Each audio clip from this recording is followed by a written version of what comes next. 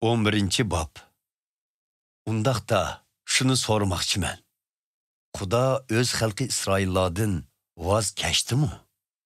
Yo'q, hargiz undaq emas. Menmu İbrahim avlodidan, ya'ni Benyamin qabilasidan bo'lgan bir Isroilg'u. Xudo al-Misaqtida tanlagan o'z xalqidan voz kechgani yo'q. Muqaddas yozmalarning İlyas payg'ambar haqidagi qismida nemi deyilganligi sizlarga ayon. İlyas payg'ambar İsroillardan og'rinib, Xudoga yolvorib, "Ey Parvardigor, ular sening payg'ambarlaringni o'ltirishdi, qurbonlik supularingni chekishdi. Faqat o'zim yolg'izlik qoldim. Ular yana meningmi jinimga zomin bo'lmoqchi bo'lishyapti" degan. Xudo uningga qanday javob qaytargan? Xudo uningga Baalga cho'qilmagan sendin boshqa yana 7000 odamni o'zimga elib qoldim degan. Xuddi shuningdek, bugungi kunda Xudo o'z mehr shafqati bilan tanlagan Isroillardanmi oz bir qismi yanila bor. Bularning tanlanishi o'zlari qilgan yaxshi amallari bilan emas, balki Xudoning mehr shafqati bilan bo'lgan. Undaq bo'lmaganda bu mehr shafqatni mehr shafqat degili bo'lmaydi.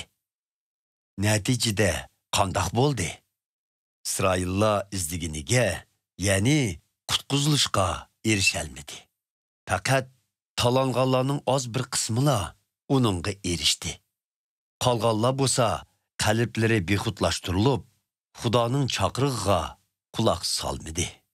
Bu xuddi muqaddas yozmalarda yozilganidek, Xudo ularning qalbini g'aflatda qoldirdi, bugungacha ko'zlarini ko'rmas, quloqlarini anglamas qildi. Xuddi shuningdek, Davud podshomu o'z dushmanlari to'g'risida mundaq degan: "Ularning dastig'ini o'zlariga qopqon va to'r bo'lsin, ular putlashib yiqilsin, jazolansin. Ko'zlari qorong'ulashib, ko'ralmasin, bellari pukilib, mangu ruslanmasin." Undaqda shuni so'rayki, İsroillar putlashib, shu yiqilg'inicha butunlay gumron bo'ldimi? Yo'q, hargiz undaq emas. Lekin İsroillar itoatsizlik qilganlikdan Xudo Yahudi emaslarni nijotlikqa erishtirdi.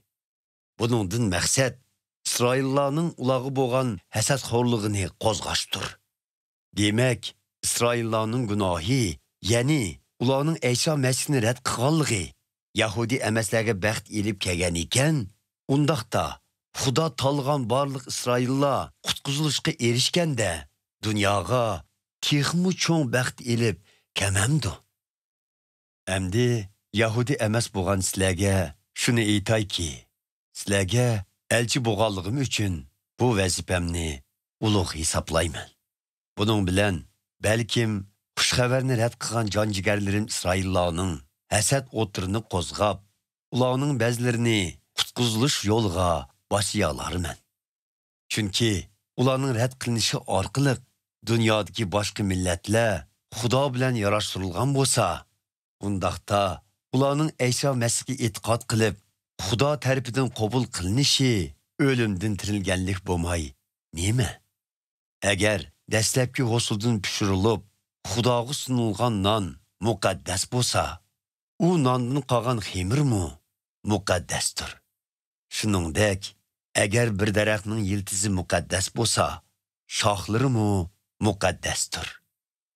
Xuddi Yavo zaytun darg'ining shoxlari bog'dagi shoxlari sundirib etilgan zaytun darg'iga ulanganga o'xshash. Yahudi emas sizlarmi sundirib etilgan ashu shoxlarning, ya'ni Yahudilarning o'rniga e'tiqodinglar orqali ulandinglar. Demak, sizlar bu daraxtning yiltizidan ozuqlik elib, shirnisidan bahriman bo'layotgandek, Xudo İbrahimga va'da qilgan baxtdan bahriman bo'layapsizlar. Shundaq ekan, sizlar sundirib etilgan ashu shoxlar oldida maqtanmanglar. Agar maqtansanglar, shuni unutmanglar ki, sizlar yildizni emas, balki yildiz sizlarni beqivotidu. Sizlar mening ulanishim uchun bu shoxlar sundirib etildi deyishinglar mumkin. To'g'ri, bu shoxlar, ya'ni Yahudiylar Ayşo Masihga e'tiqod qilganlikdan sundirildi. Sizlar bo'lsanglar, Ayşo Masihga bo'lgan e'tiqodinglar bilan ulandinglar. Shunga sizlar mag'rurlanmanglar. Aksicha, Xudodan qo'rqinglar. Chunki e'tiqodsizlik qilsanglar, daraxtning aslidagi shoxlarini, ya'ni Yahudiylarni ayamagan Xudo sizlarni ayamaydi. Buningdan Xudoning mehribonligi, shundaqla uning qattiqqo'l ekanligini ko'rib olg'ili bo'ladi. U o'z yo'ldan ketganlarga qattiq qo'ldir. Lekin sizlar davomli uning mehribonligida tutsanglar, u sizlarga mehribondir. Undaq bo'lmaganda sizlarmu kesib tashlansizlar. Yahudiylar e'tiqodsizlikdan voz kechib, Ayşo Masihga e'tiqod qilsa, ularmu asldagi daraxtga ulanadi. Chunki Xudo ularni qayta ulashga qodirdir. Yahudi emas sizlar Yavo zaytun darg'idan kesib elinib, qonuniyatga xilof holda tujipilab o'stirilgan zaytun darg'iga ulangan yerda asldagi shoxlarning o'z darg'iga ulanishi texmo oson emasmi?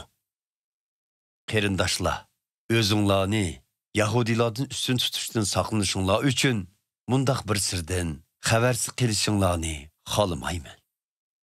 Bu sir bo'lsa, bir qism Isroillar Xudo avatgan qutqizuvchini hozirgacha tarsoliq bilan rad qilsa-mu, biroq bu ahvol faqatla qutqizilgan Yahudi emaslarning soni to'liqlanguncha davomlashadi.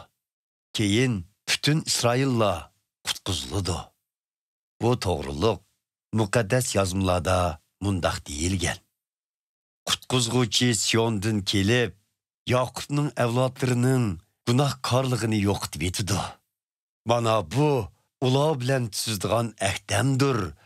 U chaqda ularning gunohini ko'tarib etaman. Yahudiylar xushxabarni rad qilganligi uchun Xudoga dushman bo'lib qoldi. Bu Yahudi emaslarga ko'p manfaat yetkazdi.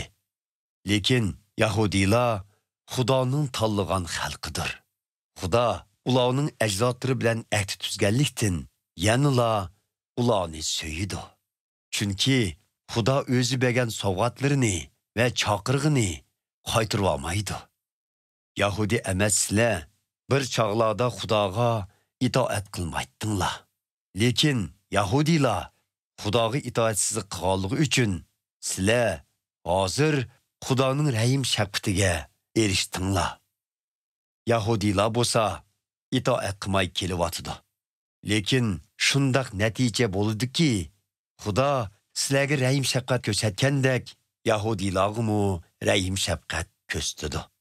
Chunki Xudo rahim shafqatini butkul insonga ko'rsatish uchun hammaylarni, ya'ni Yahudiylar va Yahudi emaslarni o'zlarining itoatsizligiga qo'yibdi.